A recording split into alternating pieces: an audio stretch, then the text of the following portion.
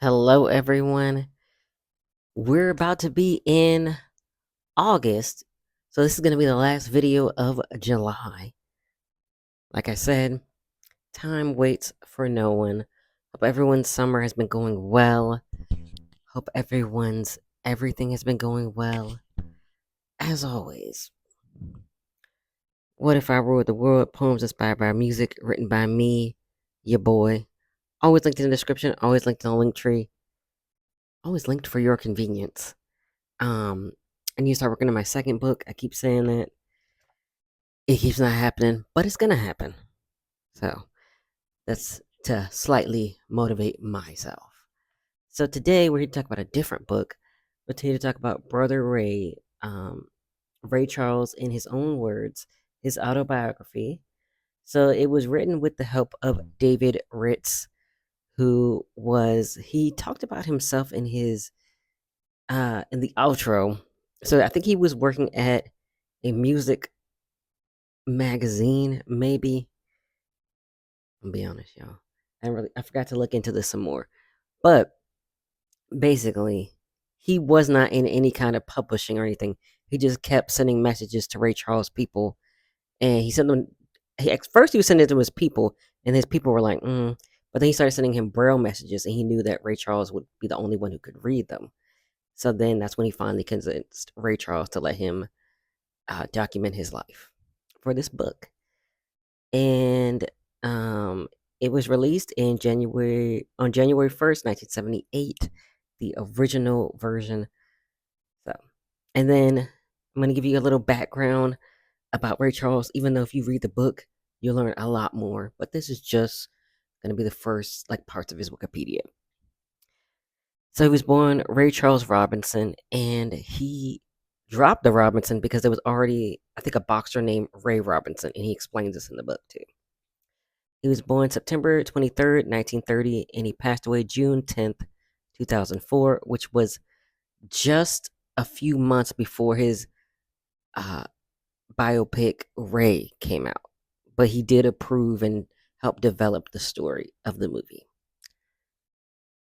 And he saw the movie, because I did look that up, as much as he could see, because he was blind.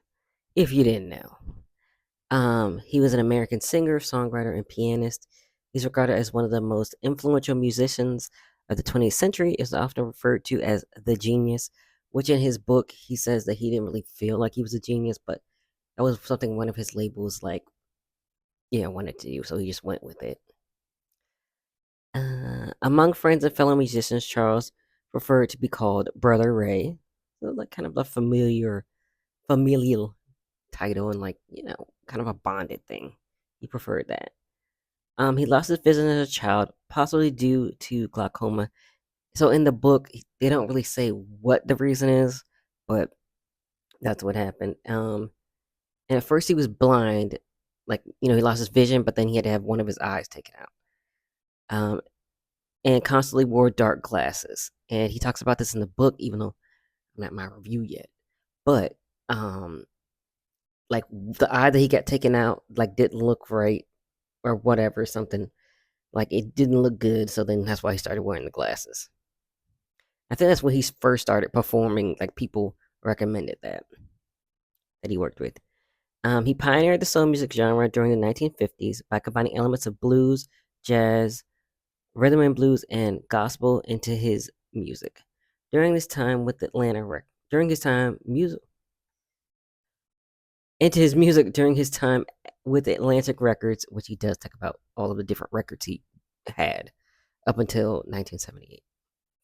So he talks about all of these different record labels he had. He contributed to the integration of country music, rhythm and blues, and pop music during the 1960s with his crossover success at ABC Records, notably his two Modern Sounds albums with ABC. Notably with his two Modern Sounds albums. With ABC, Charles became one of the first black musicians to be granted art- artistic control by a mainstream record company. In his words, he kind of made it seem like he kind of always had like pretty good freedoms at all of his different record labels to do what he wanted. So that was really cool.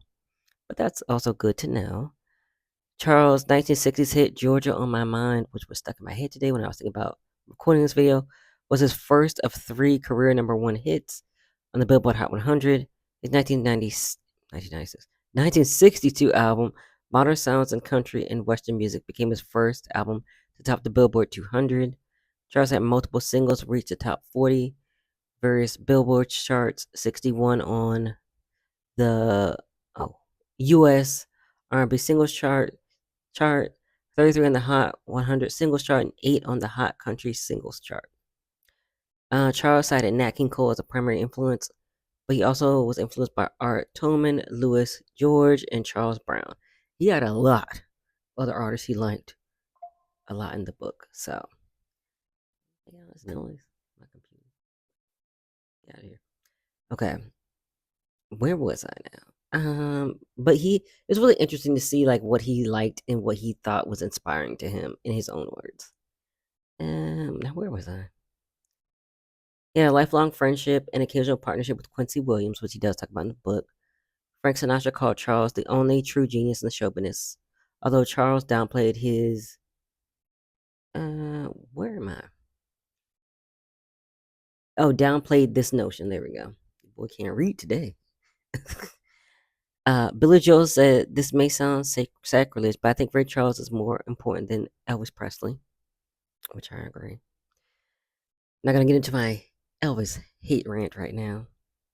We're gonna skip over that. And then for his musical contributions, Charles received the Kennedy Center Honors, the National Medal the National Medal of Arts, and the Polar Music Prize. He was one of the inaugural inductees in the Rock and Roll Hall of Fame in 1986. He has won 17 Grammys, 5 posthumously, the Grammy Lifetime Achievement Award in 1987, and 10 of his records have been inducted into the Grammy Hall of Fame. Rolling Stone ranked Charles number 10 on their list of 100 greatest artists of all time, number 2 of their list of 100 greatest singers of all time.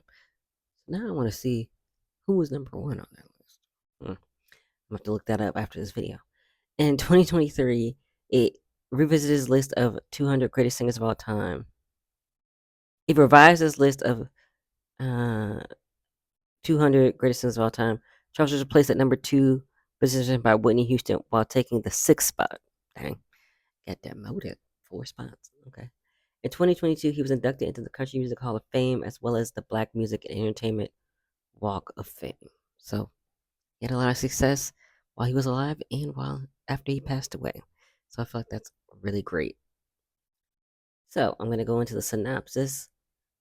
Ray Charles led one of the most extraordinary lives of any popular musician. In Brother Ray, he reveals his life story, unsurprisingly, from the chronicles of his musical development to his heroin addiction to his tangled romantic life, overcoming poverty, blindness, the loss of his parents, and the pervasive racism of the era. Ray Charles was acclaimed worldwide as a genius by the age of 32. By combining influences of gospel, jazz, blues, and country music, he invented almost single-handedly what became known as soul. And throughout a career spanning more than half a century, Ray Charles remained in complete control of his life and his music, allowing nobody to tell him what he could or couldn't do. Which, when you read the book, yeah, he did whatever he wanted, you know.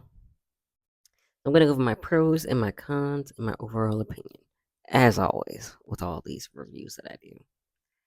So I love that you have it in his own words and like from his perspective, what he thought about his life. And it's really interesting because, um, and then there were so many things that he did that you would not think somebody who is blind could do: driving, riding motorcycles, just walking independently, doing his own thing, exploring different towns by himself, getting around, navigating. And, you know, he said in one of the chapters that basically because he can't see, his other senses are like stronger than somebody who can see. So, like, I'm looking, but I might not be hearing certain things, and the hearing, cannot be as strong because I'm always looking at things. So it was like that kind of concept, and I really loved like all of his, who is. Oh, this is kind of going into the next pro. But I love hearing about it from his own words and how he felt about things and how he decided to run, his music career and his business. And he opened his own record label. I'm pretty sure that's what it was. Opened his own record label and like all of his processes and what he wanted to do and his process in general for his music, which we're gonna get into that next. I love learning about his musical journey and how I talked about this in my short video. He would get songs, notes in his head, and he would have somebody write them down, and then the band would play them, and then that's how he would write his music and compose for his band. I feel like that was really cool, and like learning about the different songs that he recorded and like what became hits and what didn't. And then when he would go on the road, some people would love like some songs he didn't think people liked, but it was really cool to see like people um talk about those songs that weren't as popular, but they still love them. And he said a fan had came up to him, I forgot where it was, and he was mentioning songs, and Ray Charles said he forgot he even recorded those songs until the guy brought it up. And I feel like that's really interesting because he had a long career. So I'm sure there's when you have a long career like that, I'm sure there's some songs that you like, I didn't remember doing it. And then somebody tells you, and you're like, oh yeah, I did do that. And he said he would go into it just recording anything that he liked, but he wasn't really trying to make a hit. So it was just anything that he felt, and then whatever happened, happened basically. So I thought that was really cool to learn about. And with that musical journey, I love learning about his traveling stories of like how he would travel. Like at first, it was driving. No, at first it was the bus, and then that was a whole thing, and it was like, him going all around the country and moving all these places and doing all these things. And it was really exciting. And it's really interesting because, he can't see, but he could still like if somebody like there was one story where the driver was like drinking or something, or was like trying to party with the band. And he was like, you don't need to party with the band, you need to just be focused on driving. And but the guy, he just wanted to party and do, whatever. And then one night they were driving, and Ray felt the car swerving, and he was like, So the next day he had to fire that driver because he was like, "Yeah, I I can't see that you're swerving, but I can feel it." So that was really interesting. And then it was also interesting having to do with like his marriage to his. He only had one wife, B, and like in between, them having children, and he was always traveling a lot, and then that was kind of a lot, like a strain on their relationship. And then he talked about his other relationships too. And he had, I think he was with either one or two of the Raylets, were like a girl group that he had as backup singers. Um, I'm pretty sure there were two, and then there were also two other kids with them, but there were some other kids too. So I looked it up, and he had 12. He had three with his wife B, and then he had like I think her name was Louise. It was like his like first love, basically, from when he like moved away from home. And I met her in Tampa or something. It was somewhere in Florida. I forget because he moved to like three different cities in Florida. But he was from Greenville, Florida. But he called it Greensville because that's what the country people called it. And that was just now. Let's get into that. His childhood was really interesting. Like, and he did not go blind until he was like 7, I think. And just what he can remember, and then even after, like how he adjusted and everything. His child was really interesting because he either never met his father or he only met him like once or seen him once. But he had his mom, and then he had, oh gosh, now I forget what her name was. I think it was Mary. It was Mary something. I can't remember her name, but she was like his mom's friend, and she also helped raise them. So he basically said he had two moms. But as far as I know, as far as he said in the book, they were just friends. So there wasn't nothing else going on. They were just helping raise him. And then his basically second mom, she worked in the sawmill and like doing all this hard, heavy labor, and like not a lot of women did that. So he was really fascinated by that. And then his mom basically like saying, I'm not always gonna be here. You need to be independent. And then at one point, well, let's get into the musical side. So now I'm forgetting everybody's name because I read this book like 2 weeks ago or a week ago. I finished it and I started another book after that. But he had this shop owner that he lived by, and the shop owner taught him how to play piano, and he was nice to him. He would just let him do it. He would show him how to play and let him play, and it was like really good for him. And he said he also liked like mechanical things and learning how things work. Even after he was blind, he got a plane. He They had something wrong with one of the planes when he was trying to fly out, and so he was like, "Well, can I help?" So he would just since he can't see, so he's not burdened by like not being able to see what is wrong. So he was able to hear, and he figured out what was wrong. So I feel like that was really interesting, and it was really nice learning about his childhood. And then he did have to go. He did go to a school for the blind up until his mom passed away. He was like 17 or 16. His mom passed away, and that was obviously really devastating for him. But he had this woman named Ma Beck in the town, and she basically, you know, got him straight and said, you got to keep living your life. You got to keep doing what you're doing. You can't give up. And that's what he did. He ended up leaving home and going on his own and becoming a man at like 16 or 17. All right. So those are all my pros and then my cons. I don't know how this worked back then, but it would have been, well, now I got to see when the audiobook came out. But it might have been after he passed away. It could have possibly been, but I wish that he had narrated it if he was still alive at the time, because I'm not sure which. I think the version I saw was like in 2000 something, but it was might have been after he passed away. So that could have been why he didn't narrate it. But that would have been nice, if they could have done that maybe in the 90s or something. That would have been cool. Because I would love to hear it in his own words. I feel like that would have been really interesting. And then my second con was he kind of downplayed his drug use, but also if you're in the addiction, are you gonna think it's that serious? And one thing they pointed out, what I thought was funny, is obviously he's blind. He can't see himself. So if he looks crazy and he's scratching and stuff, he can't really tell. So he's thinking it's normal. But everybody else, he said, if he kind of felt like like the media and stuff kind of made it a bigger deal than he felt. But then he ended up like almost getting like a prison sentence and getting like arrested. And he already had like an incident happen where he wasn't there for his son, so he didn't want to not be there for years because of the drug addiction. So he ended up quitting.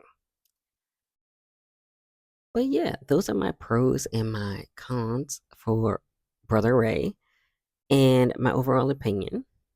I love learning about Ray Charles and his life in his own words. And they also talked about David Ritz also talked about how he ended up, getting all the stories. He would just come to Ray Charles' studio and they would talk about different things. So they would go through all these different parts of his life, and that's how they came up with the book. And then Ray Charles would edit it, and he would change stuff throughout. He would have a braille copy. He could go in and edit it and change everything. So that was the process. So I thought that was really cool to learn too. I loved him going through his whole life, including his musical journey. It was really inspiring and intriguing to learn what he could do despite his blindness. He could do a lot. He had a lot of girlfriends, had a lot of kids, clearly. Um, and and it was really interesting because sometimes he would say he would see things, but I guess from his perspective, you know, of course it's different. So it's probably him feeling or experiencing things. And when he would go to different countries, he said, "I would see this, I would see that." But it's different, having him say that. But that's from his perspective. That's how he sees, he hears, he experiences still, but it's just not visually. Um, and how his mom prepared him to be independent and never limit himself. And he said also in his childhood, he would be wandering around after he was blind, and people would be like, "Oh, you letting that boy run around and the boy do this, will do that." But his mom just let him be independent. I will say he did seem to downplay his drug use, but he is saying what he feels from his perspective. Um, oh, I talked about how you couldn't see yourself, so I said that. Which does make sense, lol, because I mean he can't see if he looks crazy, honestly. I love hearing about him traveling in his different relationships, both personally and professionally. And yeah, from what he said in his book, he was in all of his children's lives as best as he could be. And then I did see at one point they had like a family reunion at one point. I think he also mentioned it in the book, and I think I also saw something about that on the Wikipedia page for him too. So he was, trying to be in their lives. If not physically, he definitely was trying to be there financially. He did say that. This was a great autobiography. I definitely recommend it for Ray Charles fans and music fans in general. And I would give it a 10 out of 10. Highly recommend. I loved it. I have to see. I probably would get the actual book. That'd be cool to just go back through it and see like different parts of his life and different of his hits and how they came to be, and just everything he thought about his life. And then the what is that one after the book is in? I forgot. Oh, the epilogue. There we go. Slipped out of my brain. In the epilogue, it kind of talks about more of his life after the 1978 when the book came out. So there was a little bit more that went on. And then, of course, when he passed away. And it was really sad because in his earlier in the main part of the book, he talked about how devastating cancer would be to have. And he ended up having cancer. So that was really sad, like a sad full circle moment. But, you know, he was still positive, at the end of his life. So yeah. And then I wrote a acrostic poem called Ray. Revolutionary in your sound and never getting old because you are so unique, because you were so unique and ahead of your time. I feel like he really was. And people are still sampling him and still using him as an influence. And I feel like that's really cool. So that's Brother Ray. I really loved it. What is your favorite musical autobiography slash memoir? I'll be honest. I think people, I don't know what the difference. Like I looked at the difference before, but I don't know. Autobiography and memoir are kind of the same to me. So let me look it up. But what's your favorite memoir or autobiography for a musical artist? I have so many books that I want to read, including more autobiographies. I have Mariah Carey's autobiography. I have Be My Baby by, oh my gosh, what's her name? I have her in my head. Ronnie Spector. I still have that one. Um, and okay, of course, it doesn't put in versus mem.